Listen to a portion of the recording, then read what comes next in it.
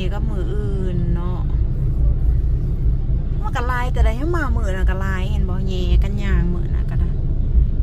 โอ้อยู่นี่ก็ยังมีหับฝากรถใหญ่ได้พี่น้องขี่เข้ามาใน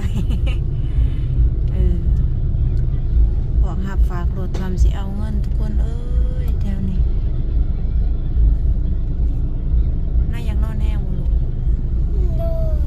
คนร้ายดิเขาเต็นท์มากางบอกเขายันฝนตกอย่างน้อยก็ลูกค้าโบเลนนี่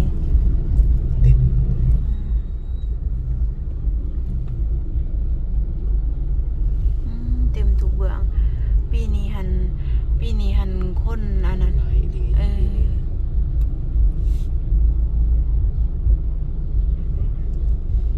เพราะว่าสถานที่มันก็กว้างอีเด้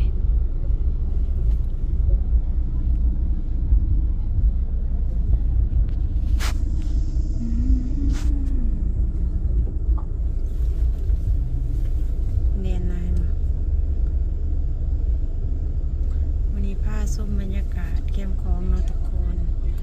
รถลายคนลายคนลายลียังค่อยได้บ่อยไปบ่ได้เขาก็ออกนี่แหละ